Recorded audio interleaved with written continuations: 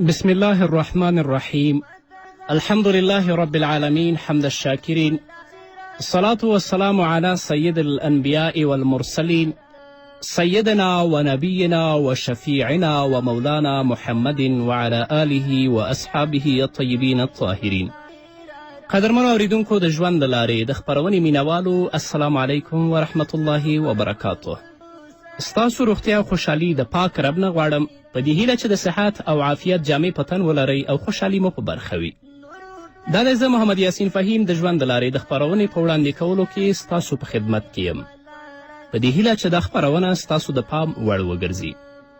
قدرمنو اوریدونکو، زموږ د نننۍ خپرونې موضوع د لمانځه ارکان او همدارنګه د لمانځه واجبات. د لمانځه ارکان 5 شیان دي. اول، تکبیر تحریمه، یعنی د نیت تړلو په وخت کې چې کله دا الله اکبر وایي، دا تکبیر تحریمه په مانځه کې فرض ده. که څوک تکبیر تحریمه ونه وایي، اصلا د هغه مونځ نه دی شوی او دا په مانځه کې فرض ده. الله رب العزت فرمایي وربک فکبر په صورت مدثر کې د خپل رب لویي بیان کړه، او د رب لویي په څه باندې بیانیږي؟ په الله اکبر باندې. همدارنګه الله رب العزت په صورت اعلی کې فرمایي وذکر اسم ربه فصلی، د خپل رب نوم یې واخیست او مونځ یې وکړه. همدارنګه د حضرت علی کرم الله وجهه مرفوع حدیث دی چې هغه فرمایي قال رسول الله صلی الله علیه وسلم تحریمها التکبیر. رسول الله صلی الله علیه وسلم فرمایلی دی چې د مونځ تحریمه هغه په تکبیر باندې ده. نو تکبیر تحریمه په مانځه کې فرض دی. که څوک تکبیر تحریمه ونه وایي، د هغه مونځ نه دی شوی. دویم رکن د مانځه هغه قیام کول دی، یعنی ودرېدل. هغه څوک چې توان د ودرېدلو لري او عذر نه لري، هغه لپاره قیام فرض دی. که هغه په ناستې باندې فرضي مونځ کوي، د هغه مونځ نه کیږي. او که څوک عذر لري، په ولاړې باندې فرضي مونځ نشي کولی، که هغه کینی، بیا هغه لپاره باک نشته دی. الله رب العزت فرمایي قوموا لله قانتین. په مانځه کې د الله په دربار کې ډیر په عاجزي او تضرع سره ودرېږئ. قومو صیغه د امر ده. همدارنګه حضرت عمران بن حسین رضی الله تعالی عنه فرمایلی دي كانت بي بواسير فسألت رسول الله صلى الله عليه وسلم عن الصلاة فقال صل قائما فإن لم تستطع فقاعدا. رواه بخاري. عمران بن حسین فرمایی چې ماته د بواسیرو تکلیف و، نو ما د محمد رسول الله صلی الله علیه وسلم نه د مونځ په باره کې پوښتنه وکړه، یا رسول الله زه به مونځ څنګه کوم؟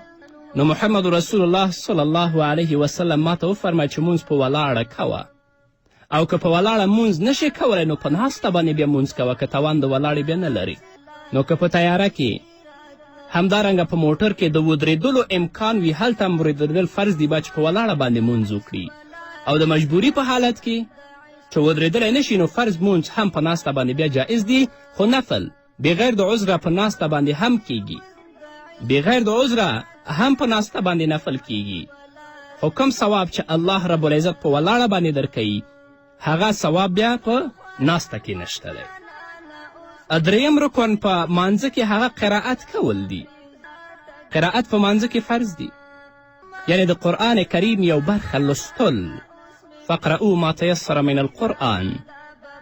تاسې ولولئ په مانځه کې هغه شی چې د قرآن نه تاسو لپاره آسانه وي، چې هغه د 3 آیتونو نه کم نه وي، او همدارنګه یا یو اوږد آیات وسیږي. نو قرائت کول په مانځه کې دا هم فرض دی او رکن دی په مانځه کې. بغیر د قرائت د سره مونځ نه کیږي. او څلورم رکن په مانځه کې هغه رکوع کول دی. الله رب العزت فرمایي په صورت حج کې یا ایها الذین آمنوا ارکعوا، ای هغه کسانو چې تاسو ایمان راوړی دی، نو تاسو د الله لپاره رکوع کوئ. مخکې ما تاسو ته ویلي وه چې د مونځ حقیقت او روح د الله رب العزت شان او لویي اظهار کول دی. چې په مانځه کې د الله رب العزت د شان، د الله د عظمت او د الله د لویي اظهار وکړي، او په دې باندې اقرار وکړي، او په خپله بندگی او عاجزي باندې اعتراف وکړي. سر اوچتول او سر اوچت ساتل د تکبر او لویي علامه ده، او د دې برعکس د سر ټیټول، د سر ښکته کول د عاجزي او د خاکساري علامه ده. او د ټولو نه زیات چې اظهار د عاجزي او د خاکساري کیږي، هغه په رکوع او په سجده کې کیږي. د دې وجې نه محمد رسول الله صلی الله علیه وسلم فرمایلی چې تاسو سجده او رکوع ډیره په ښه طریقه سره ادا کړئ. یعنی چې کله مونځ کوئ رکوع ته هم ډیر زیات پام ساتئ او چې کله سجده کوئ نو سجدې ته هم ډیر زیات پام ساتئ. د ام المؤمنین حضرت عایشې صدیقې رضی الله عنها مرفوع حدیث دی. هغه فرمایي کان رسول الله صلی الله علیه وسلم اذا رکع لم یشخص رأسه ولم یصوبه ولكن بین ذلك رواه مسلم. عایشې صدیقه رضی الله عنها فرمایي چې محمد رسول الله صلی الله علیه وسلم به چې کله رکوع کوله نو خپل سر به یې نه پورته کوه او نه به ډېر زیاته ښکته ساته، خو د دې په منځ کې به و یعنې خپله ملا به ډېره همواره ساتله. یعنې په رکوع کې باید سر او شا دواړه برابر وي، نه د هغې نه اوچت وي او نه د هغې نه ښکته وي. همدارنګه د حضرت ابو حمید رضی الله تعالی عنه مرفوع حدیث دی چې هغه فرمایي ثم رکع فوزع یدیه علی رکبتیه کأنه قابض علیها ووتر یدیه فنحاهما عن جنبه رواه ترمذی. ابو حمید فرمایي چې بیا محمد رسول الله صلی الله علیه وسلم رکوع وکړه نو خپل دواړه لاسونه یې په خپلو دواړو زنګنونو باندې کیښودل، داسې چې دواړه زنګنونه یې ورباندې نیولي ول او خپل دواړه لاسونه یې لکه د لیندۍ یعنې د کمان هغه غولکه چې ده د هغې په شان دواړه لاسونه څنګلې او مټې د اړخونو نه لرې ساتلې وي. نو په رکوع کې چې کله رکوع ته ځي باید چې لاسونه خپل ډډو پورې ونه نښلوي بلکې د هغه نه یې لرې وساتي، د خپل اړخونو نه یې لرې وساتي. همدارنګه د حضرت ابو مسعود انصاري رضی الله تعالی عنه مرفوع حدیث دی چې هغه فرمایي قال رسول الله صلی الله علیه وسلم لا تجزئ صلاة الرجل حتى يقیم ظهره في الرکوع رواه ابو داود. ابو مسعود انصاري فرمایي چې رسول الله صلی الله علیه وسلم فرمایلی دي د سړي مونځ نه کافي کیږي تر څو چې په رکوع کې خپله شا نیغه او برابره نه کړي. نو رکوع باید ډیر په آرام سره او ډیر په عاجزي سره وکړو. حضرت ابي هریره رضی الله تعالی عنه فرمایلی دي چې محمد رسول الله صلی الله علیه وسلم یو سړي ته د مونځ تعلیم ورکوله نو ورته وفرمایي ثم ارکع حتی تطمئن راکعا رواه بخاري. بیا په اطمینان سره رکوع وکړه نو له بده مرغه چې نه زموږ رکوع معلومه ده او نه زموږ سجده معلومه ده، الله دې په موږ باندې رحم وکړي. او هغه څوک چې رکوع صحیح نه کوي هغه د خپل مانځه نه غلا کوي او دا ډیره بده غلا ده. د حضرت ابو قتاده مرفوع حدیث دی هغه فرمایي قال رسول الله صلی الله علیه وسلم اسوأ الناس سرقة الذي سرق من صلاته قالوا یا رسول الله صلی الله علیه وسلم وكيف يسرق من صلاته قال لا يتم رکوعها ولا سجودها. رسول الله فرمایلی دی چې ډیر خراب غل هغه دی چې په خپل مونځ کې غلا کوي. صحابه رسول الله صلی الله علیه وسلم ته عرض وکړ یا رسول الله مونځ کې به څنګه غلا کوي؟ رسول الله صلی الله علیه وسلم ورته وفرمیل چې څوک د مانځه رکوع او سجده پوره نه کوي هغه د مانځه غل دی. نو باید چې رکوع په مانځه کې رکن دی ډیر په صحیح طریقې سره او ډیر په اطمینان سره رکوع ادا شي. پنځم رکن په مانځه کې هغه سجده کول دي. سجده باید هم ډیر په عاجزي سره او ډیر په تضرع سره الله ته وشي، ځکه سجده د الله رب العزت د نزدیکیت ذریعه ده. الله رب العزت فرمایي واسجد واقترب، سجده کوئ او د الله پاک نزدیکیت حاصل کړئ. د حضرت ابو هریره رضی الله تعالی عنه مرفوع حدیث دی هغه فرمایي قال رسول الله صلی الله علیه وسلم اقرب ما يكون العبد من ربه وهو ساجد رواه مسلم. حضرت ابي هریره رضی الله تعالی عنه فرمایي چې رسول الله صلی الله علیه وسلم فرمایلی دي چې د بنده خپل رب ته ډیر قرب او نزدیکیت د سجدې په حالت کې حاصلیږي. یعنی بنده چې خپل رب ته ډیر زیات نږدې کیږي هغه د سجدې په حالت کې، نو باید چې سجده ډیر په عاجزي او ډیر په تضرع سره وشي. او هغه طریقې د سجدې چې فقهاو موږ ته بیان کړي دي هغه باید په مغه طریقه باندې سجده وشي. د سجدې شکل او آداب چې سجده باید څنګه وشي. د حضرت وائل بن حجر رضی الله تعالی عنه نه روایت ده چې ان النبي صلی الله علیه وسلم فلما سجد بین کفیه، رسول الله صلی الله علیه وسلم به چې کله سجده کوله نو دواړو لاسونو په منځ کې به سجده کوله، لاسونه به یې نږدې کیښودل او هغو په منځ کې به رسول الله خپل مخ لګوه، سجده به یې کوله. همدارنګه حضرت عبدالله بن مالک رضی الله تعالی عنه فرمایلی دي کان النبی صلی الله علیه وسلم اذا سجد فرج بین یدیه حتی یبدو بیاض ابطیه. رواه بخاری و مسلم. نبی کریم صلی الله علیه وسلم به چې کله سجده کوله نو خپل دواړه لاسونه به یې لرې ساتل د خپلو اړخونو نه، تر دې چې د رسول الله صلی الله علیه وسلم هغه د تخرګو بیاس او سپینوالی به ښکاره کیده. همدارنګه د حضرت برا مرفوع حدیث دی، هغه فرمایي قال رسول الله صلی الله علیه وسلم اذا سجدت فزع کفیک وارفع مرفقیک. رواه مسلم.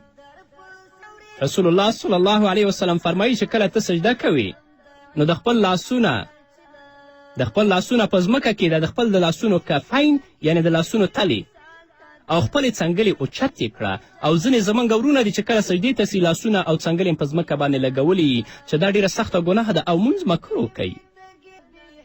او چې کله سجده کوو باید سجده په اوو اندامونو باندې وکړو. حضرت عبدالله ابن عباس رضی الله تعالی عنه فرمایلی دي قال رسول الله صلی الله علیه وسلم امرت ان اسجد على 7 اعظم على الجبهة واليدين والركبتين واطراف القدمين. رواه البخاری و مسلم. حضرت عبدالله ابن عباس رضی الله تعالی عنه فرمایي چې رسول الله صلی الله علیه وسلم فرمایلی چې ما ته د رب د طرف نه حکم شوی دی چې په اوو اندامونو باندې زه سجده وکړم. هغه اوو اندامونه د خپل تندي باندې، د خپل دواړو لاسونو باندې، خپل دواړو زنګنونو باندې او دواړو خپو په طرفونو باندې، یعنی سجده دې داسې وشي چې اندامونه په ځمکه کې لګېدلي وي. او چې کله سجده او قومه کوو د رکوع نه چې پورته کیږو قومې ته او همدارنګه د یوې سجدې نه چې پورته کیږو بلو ته باید چې دا قومه او زموږ جلسه ډیر په اطمینان سره وي چې مخکې په دې باندې زه هم غږېدلی یم. چې د حضرت ابو هریره رضی الله تعالی عنه مرفوع حدیث دی چې محمد رسول الله صلی الله علیه وسلم یو اعرابي ته د مونځ تعلیم ورکوه. نو رسول الله ورته وفرمایل ثم ارکع حتی تطمئن راکعا ثم ارفع حتی تعدل قائما ثم اسجد حتی تطمئن ساجدا ثم ارفع حتی تطمئن جالسا ثم افعل ذلك في صلاتك كلها. رواه بخاری و مسلم. حضرت ابی هریره رضی الله تعالی عنه فرمایي چې رسول الله صلی الله علیه وسلم چې هغه اعرابي ته د مونځ تعلیم ورکوه نو هغه ته ویلې چې بیا په آرام سره رکوع کوه او بیا ودرېږه تر دې چې نیغ ودرېږې یعنی قومه وکړه، بیا په آرام سره سجده وکړه، بیا سر وچت کړه تر دې چې په آرام سره کینې، بیا خپل مونځ مکمل کړه په دې طریقې سره. او اووم هغه څیز چې په مانځه کې هغه رکن دی هغه قاعده کې د تشهد پورې کیناستل دي، یعنی آخره قاعده خپله فرض ده خو تشهد لوستل په هغه کې واجب دي. او په مانځه کې دواړه سجدې فرض دي. که څوک یوه سجده وکړي نو د هغه مونځ فاسدیږي. اوس د ښځې د سجدې طریقه به بیان کړو وروسته د دمې نه.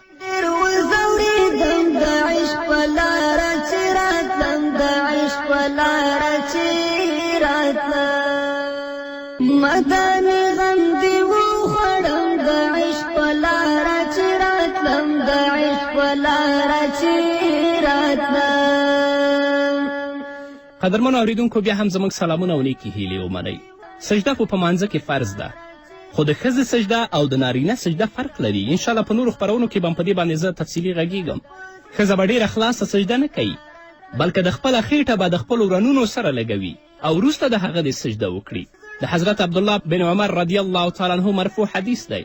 هغه فرمایي چې محمد رسول الله صلی الله علیه وسلم د ښځې د مانځه په باره کې وفرمایل و اذا سجدت الصقت بطنها بفخذیها کاستر ما یکون لها، چې ښځه کله سجده کوي نو خپله خیټه به د خپلو پتنونو او رنونو سره جوخته وساتي چې د دې لپاره د زیاتې پردې سبب دی. کلاو او خلاصه سجده لکه څنګه چې سړی کوي چې خپله ګیډه د خپله پښو او د خپلو رنونو نه اوچته او جګه ساتي، داسې سجده د ښځه نه کوي. همدارنګه د حضرت علی کرم الله وجهه ارشاد دی. هغه فرمایي اذا سجدت المرأة فلتزم فخذیها، ښځه چې کله سجده کوي نو دواړه پتنونه او د خپل دواړه ورنونه د سره یو ځای کړي، هغه د جفت کړي او وروسته د دې د سجده وکړي، د خپلې پښې د خلاصې هم نه پرېږدي. د دې احادیثو نه دا اصول واضح شو چې ښځې دپاره د مونځ هغه طریقه سنت ده چې ډیره د ستر او د پردې سبب وي، هغه طریقه باندې باید ښځه مونځ وکړي. نو د اسلام فقهاو کرامو د دې اصولو په وجه د ښځې او د سړي مونځ کې فرق بیان کړی دی. لکه د فقه حنفي مشهور او معروف کتاب هدایې په اول جلد کې په 2 صفحه کې دا ډېر په تفصیل سره بیان کړي او انشاءالله هغه 10 فرقه چې د نارینه او د ښځینه په مانځه کې دي انشاءالله هغه به هم زه په تفصیل سره بیان کړم. هدایه لیکي والمرأة تنخفض في سجودها وتلزق بطنها بفخذیها لأن ذلك استر لها. ښځه د سجده جوخته کوي او خپل خیټه د خپلو پتنونو او رنونو سره یو ځای کړي ځکه چې دا د دې دپاره ډیر زیات د پردې سبب دی او هغه طریقه چې د ښځې دپاره د پردې سبب ګرځي یعنې هغه مونځ هغه ښځې دپاره ډیر بهتر دي. اوس ښځه چې کله د سجدې نه پورته کیږي هغه به تورک کوي. سړی چې کله سجدې ته ځي نو په سجده کې به د خپل دواړه پښې دروي اما ښځه به د خپل دواړه پښې نه دروي. چې کله زمونږ یو مسلمان ورور سجده کوي یعنې د دواړو سجدو په منځ کې د خپل چپه پښه څملوي او په هغې دې کیني او راسته پښه دې ودروي. حضرت عایشه رضی الله عنها د مونځ په باره کې فرمایي کان رسول الله صلی الله علیه وسلم یفرج رجله الیسرا و ینصب رجله الیمنا. رسول الله صلی الله علیه وسلم به خپله چپه پښه غوړوله او ښي خپه به یې دروله او په هغې باندې به کېناسته په چپه پښې باندې. اما ښځه به په مانځه کې تورک کوي. د تورک مطلب دا دی خپله دواړه پښې به ښي طرف ته وباسي او په هغې باندې به کیني. لکه هدایه لیکي وان کانت امرأة جلست على الیتیها الیسرا واخرجت رجایها من جانب الایمن لانه استر لها. مطلب دا دی او خپې دې دواړه ښي طرف ته وباسي ځکه دا ښځې دپاره ډیر استر او ډیر د پردې کار دی. د لمانځه واجبات که چیرې په مانځه کې دننه فرایض پاتې شو نو مونځ نه ادا کیږي. هغه فرایضو چې ما تاسو ته ولیسه چې 7 پکې شرط او په 15 پکې ارکان ول. خو که چیرې په مانځه کې واجب پاتې شي یا یې هیر شي نو مونځ نه فاسدېږي بلکې په مانځه کې به څه کمی پاتې شي نو د دې کمی د لرې کولو دپاره په شریعت کې سجدې سهوه کول ضروري دي. ځکه چانه چې په مانځه کې واجب پاتې شو نو د هغه مونځ نقصاني شه او جبر او پورهوالی د دې نقصان چې کیږي هغه په سجدې سهوه باندې کیږي. او که چانه هم سجدې سهوه پاتې شوه نو د دې مونځ ناقص ادا شو دوباره لمونځ کول په هغه باندې واجب دی چې د خپل مونځ د سره بیا راوګرځوي. ځکه زموږ فقهاو دا لیکلي لکه اسلامي فقې چې هغه چانه سجدې سهوه په مانځه کې پاتې شي په هغه باندې اعاده د مانځه لازمي ده واجب ده چې اعاده د مانځه وشي ځکه د دې مونځ شوی دی خو لمونځ یې سره د نقصانه شوی دی. نو د لمانځه واجبات زموږ فقهاو بیان کړي دي چې په مانځه کې 14 واجبات دي. که چیرې کوم واجب پاتې شي او سجدې سهوه ونه شي هغه مونځ ناقص دی او په ترک د واجب باندې باید سجدې سهوه وشي. اول واجب د مانځه د تحریمي تکبیر د الله اکبر په لفظ سره ویل. دویم د قرائت لپاره د 2 لومړنیو رکعتونو تعینول چې 2 رکعتو اولو کې به قرائت لولي په فرضو کې. دریم د لمانځه په 2 رکعتونو کې د سورت فاتحې نه غیر 3 لنډ یا یو اوږد آیت لوستل د سورې فاتحې نه وروسته.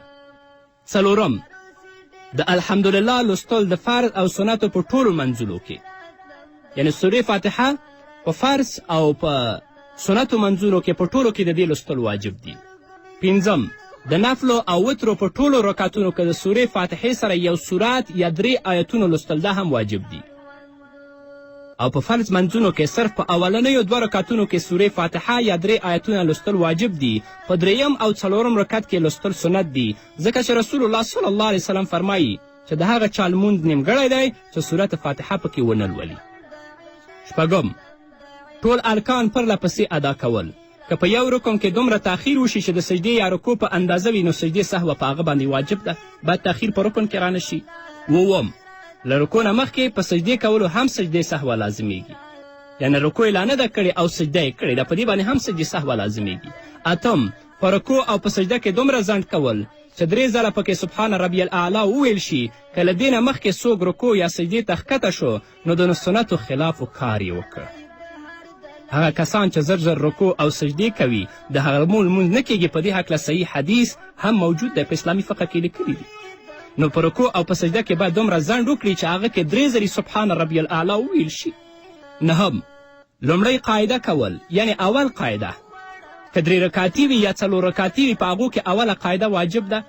لسم په 2 قاعدو کې د اتحیاتو یعنې تشهد لوستل دا خو واجب لیدلي خو ځینې فقها ویلي چې اوله قاعده واجب تشهد پکې سنت آخره قاعده فرض تشهد پکې واجب. 12 ټول رکنونه په صحیح توګه ادا کول چې په هغه کې تیزوالی نه وي. 14 په کومو منځونو کې چې په پټه قرآن کریم ویل کیږي یعنې خفیه ویل کیږي لکه د مازیګر او د ماسپښین 4 رکعته فرضونو په دغه لمنځونو کې قرآن کریم په پټه لوستل کیږي او د جهر والا لمنځونه په هغه کې جهر لوستل واجب دي. یعنې د سهار په مانځه کې جهر واجب دی امام لپاره، د ماسپښین په مانځه کې، د مازیګر په مانځه کې خفیه په دې باندې واجب دی او د ماښام او د ماسخوتن مانځه کې په دې باندې هم جهر لوستل واجب دي. یعنې په هغه منځونو کې چې خفیه وي خفیه لوستل واجب دي، په هغه منځونو کې چې جهر وي هلته جهر لوستل واجب دي. 14 په السلام علیکم ویلو باندې لمونځ ختمول. 15 د وتر مانځه لپاره په 3م رکعت کې دعای قنوت لوستل، یعنې د وترو په منځونو کې دعای قنوت لوستل دا هم واجب دي. 14 د اخترونو په لمنځونو کې 3 تکبیرونه ویل. خو د اختر په مانځه کې که د چا نه تکبیرونه پاتې شول د امام نه خلک زیات و، نو د تکبیرونو د پاتې کېدلو په وجه باندې یا د بل واجب د پرېښودلو په وجه باندې هلته سجدې سهوه کول پکار نه دي. نو که د دغه واجباتو څخه د چا نه یو واجب هیر شي یا ترې پاتې شه، نو په دې صورت کې په دې باندې سجدې سهوه لازم ده. نو قدرمن اورېدونکو په بلې خپرونې کې به انشاءالله د سجدې سهوې په باره کې څو لنډې مسلې تاسو ته وړاندې شي. هغه خور چې د خپل د خاوند د اجازت نه بغیر د کوره وځي په هغې باندې د الله لعنت دی. طبراني په معجم کې، همدارنګه صاحب د ترغیب و ترهیب په خپل کتاب کې د حضرت عبدالله ابن عمر رضی الله تعالی عنهما په روایت سره د محمد رسول الله یو حدیث را نقل کړی. عن ابن عمر رضی الله عنه قال سمعت رسول الله صلى الله عليه وسلم يقول إن المرأة إذا خرجت من بيتها وزوجها كاره لعنها كل ملك في السماء وكل شيء مرت عليه غير الجن والإنس حتى ترجع. حضرت عبدالله ابن عمر رضی الله تعالی عنهما فرمایي چې ما د محمد رسول الله نه واورېدل. رسول الله فرمایل کله چې ښځه د کور نه ووځي او خاوند یې وتل بد وګڼي، نو په آسمان کې هره یوه فرشته په دې ښځې باندې لعنت وایي، او په کم سیز چې دا ښځه تیریږي د انسانانو او پیریانو نه علاوه نور هر څه په دې باندې لعنت وایي، تر دې چې دا ښځه بیرته خپل کور ته راشي. څومره ښځې به وي چې خاوند یې د کوره وتل بد ګڼي، اما دوی د خاوند اجازت هم نه ګوري، د خاوند خفګان هم نه ګوري، د کوره وځي ساعتونه بهر تیروي، نو په دې باندې د ملائکو لعنت دی، او په هر شي باندې چې دا ښځه تیریږي غیر د انسان او د پیري نه هغه څیزونه په دې ښځې باندې لعنت وایي. او د حضرت عبدالله ابن عباس رضی الله تعالی عنهما پر یو روایت کې راځي چې کله ښځه د خاوند د اجازت نه بغیر د کوره ووځي، نو د آسمان فرشتې، د رحمت فرشتې، د عذاب فرشتې ټولې په دې باندې لعنت وایي، تر دې چې دا ښځه بیرته واپس خپل کور ته راشي. الله اکبر. د خاوند د خفګان په حالت کې د کور راوتل دا څومره لوی جرم دی او څومره سخته سزا یې ده. هر یو سیز به په دې ښځې باندې لعنت وایي. اول خو دا مناسب نه دی چې یوه خور د خپل خاوند خفه کړي. که چیرې په څه وجه باندې خاوند ترې ناراضه شي، خفه شي، نو کله چې د خاوند غصه ختمه شي، نو باید دا خور لاړه شي د خپل خاوند نه معافي وغواړي. داسې نه چې خاوند پرې غصه شه، دام خفه شوه او برقه یې په سر کړه، خپلې مور کره روانه شوه. په دې عذاب کې هغه ښځه هم داخله ده چې خاوند یې موجود نه دی، خاوند منع هم کړې خو هغه د کوره وځي. هو که ستا خاوند موجود نه دی خو هغه تا ته اجازه درکړې چې ګاونډیانو کره تلی شي، مور و پلار کره تلی شي، په دې کې شرعا بیا کوم مشکل نشته دی. هو که خاوند ستا وتل بغیر د اجازت نه بد ګڼي، نو بیا به کله هم د خپل کور نه نه وځې. که ووتلې نو هره فرشته چې په آسمان کې ده هغه به په تا لعنت وایي. په کم سیز باندې چې ته تیریږي غیر د پیري او د انسان نه، که هغه کاڼی وي، که هغه لرګی وي، که هغه سبزي وي، هغه ټول به په تا باندې لعنت وایي. نو هغه خویندې چې تر اوسه پورې د خاوند په نشتون کې یا د خاوند د اجازې نه بغیر د کوره وتلې، په دې باندې پوه نه وي همدا اوس چې زما خبرې اوري دا دې عملي کړي الله رب العزت به ورته توبه قبوله کړي چې پوهیږي هم بیا هم عمل نه کوي نو د آخرت په ورځ به الله رب العزت څخه سختې مسئولې یاستئ د دې پر ځای چې الله رب العزت تاسو ته د جنت د لارې لارښوونه وکړي نه تاسو ته به د جهنم د لارې لارښوونه کوي همدارنګه صاحب د کنز العمال د حضرت انس رضی الله تعالی عنه یو مرفوع حدیث را نقل کړی عن انس مرفوعا ایما امرأة خرجت من بیت زوجها بغیر اذن زوجها كانت في سخط الله تعالى حتى ترجع إلى بيتها أو يرضى عنها زوجها حضرت انس رضی الله تعالی عنه فرمایي کومه ښځه چې د خاوند د اجازت نه بغیر د کوره ووتله نو هغه ښځه به د الله رب العزت په غضب کې ګیر وي تر دې پورې چې هغه ښځه بیرته خپل کور ته راشي یا خاوند ترې راضي شي د حضرت انس رضی الله تعالی عنه د روایت نه موږ ته دا معلومات کیږي چې د خاوند د اجازت نه بغیر د کوره وتل دا د خویندو لپاره جایز او روانه دي ښځه د نکاح نه وړاندې د والدینو ماتحت خو د نکاح نه وروسته هغه د خاوند ماتحت وي باید د خپل خاوند خبرې ته وګوري او د خاوند خبره ومني نو که ښځه آزاده شي چې د خاوند نه مني هغه به بیا د شیطان تابع شي لکه نن ورځ چې غربیانو او دې فاسد دیموکراسي زموږ خویندو ته دا ورښودلي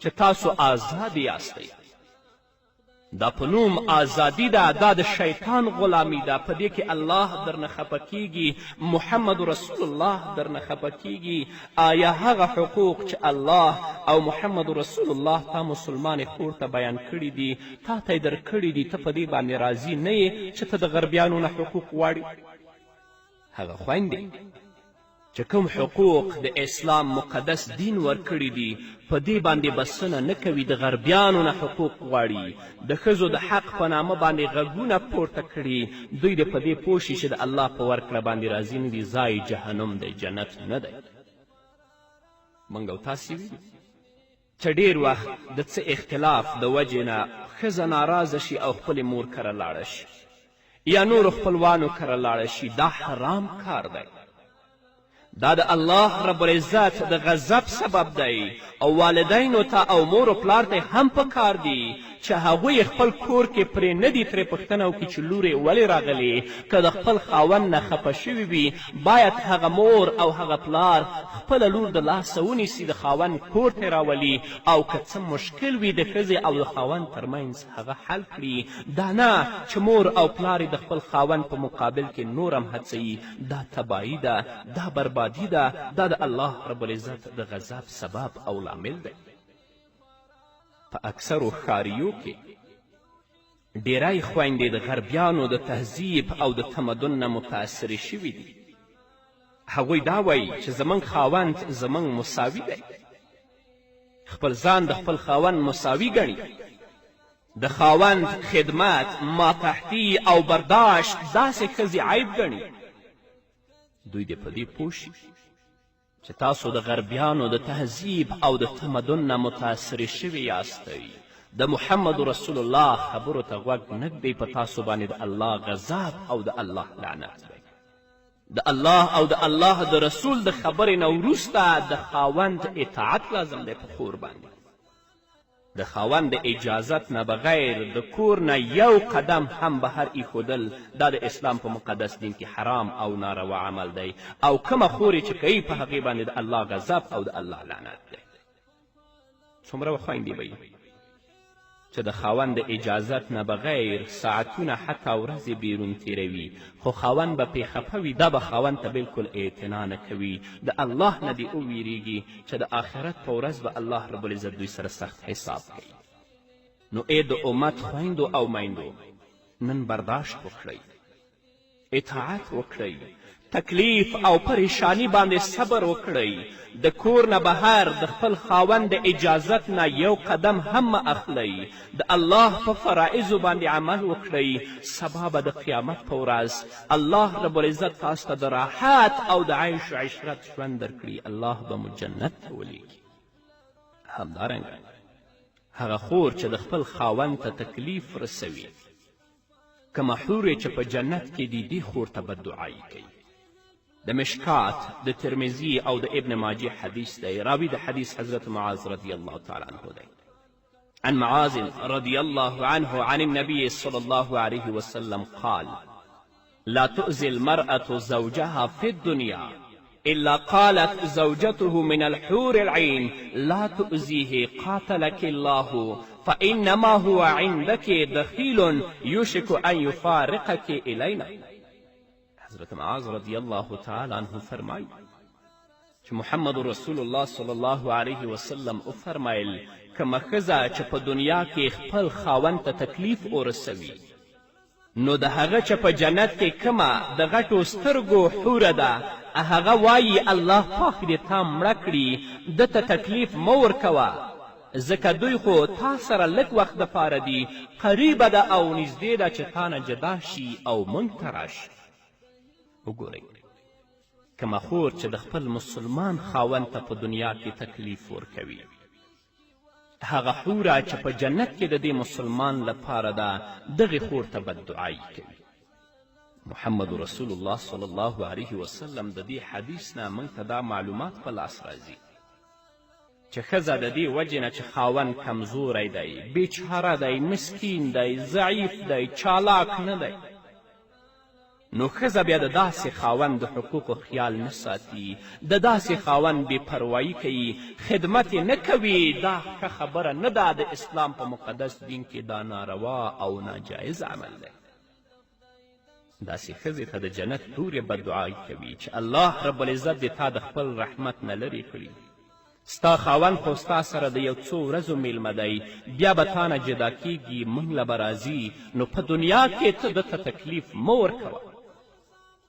تاسې به م لیدلي وي، موږ هم لیدلی دي چې کله خاوند د ښځې په مقابله کې کمزوری وي، لکه ښځه د مالدارې کورنۍ وي او خاوند یې غریب وي، یا خاوند ضعیفه شوی وي، بوډا شوی وي، د پیسو ګټلو نه پاتې وي او د کور ګزاره د هلکانو په ګټه باندې روانوي، نو ښځه په دغه بوډاتوب کې کله چې د هغه خدمت او اعانت ته ضرورت وي، خپله توجه د خپل خاوند نه واړوي.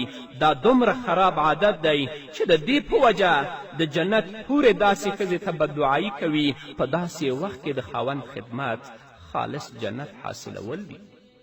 نه خورې که ته د مالدارې کورنۍ نه یې، خو کله چې د خپل خاوند په نکاح کې راغلې، ته اوس د خاوند ماتحتی د مور و پلار نه یې. اکثره خو داسې دي چې کله ښځه د مالدارې کورنۍ نه وي او خاوند یې غریب وي، خپل خاوند ته پیغورونه ورکوي چې ستا نه مې خیر ونه لیده، زه د یوې نوکرې په شان ستا په کور کې ژوند کوم، ته د پیسو ګټلو نه یې، پیسې نه لرې. نه خویندو، دا خبرې مه کوئ، په دې باندې الله خفه کیږي، په دې باندې محمد رسول الله خفه کیږي. تاسو د خپل خاوند اسلامیت ته ګورئ، د هغه اخلاقو ته ګورئ، د هغو پیسو او د هغو مادیاتو ته مه ګورئ، بلکې اسلامیت ته ګورئ. تاسو خو یو وارې د ازواجو مطهراتو رضی الله عنهن مبارک ژوند مطالعه کړئ، یو وارې تاسو د صحابه کرامو رضی الله عنهم مبارک ژوند مطالعه کړئ چې هغوی د دنیا په لحاظ څه درلودل او څنګه ژوند یې تیروه. الله رب العزت دې زموږ په خویندو او میندو باندې رحم وکړي. الله رب العزت دې د محمد رسول الله د ویناو پابندي وګرځوي. په همدې هیله درنو اوریدونکو نور به م واورو، خو دې وې د مینه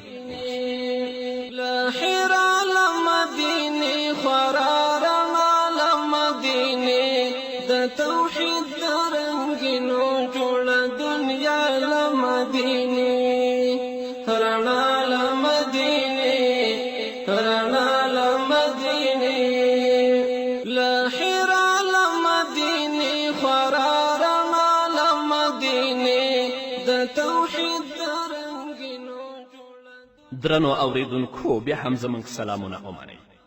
د ابو داود او د ابن حبان حدیث دی.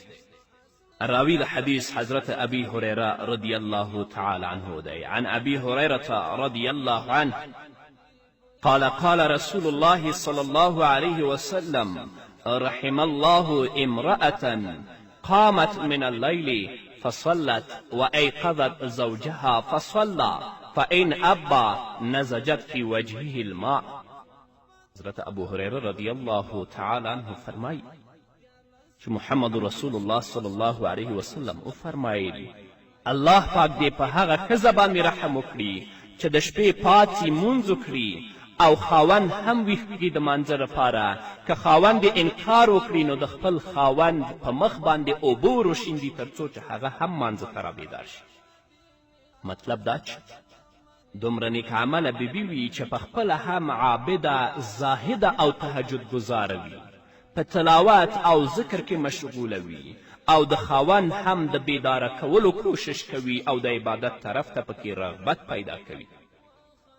په شپه کې خپله اول پاڅي مونځ وکړي، بیا که خاوند پاڅېدلی نه وي نو هغه هم بیدار کړي چې مونځ وکړي.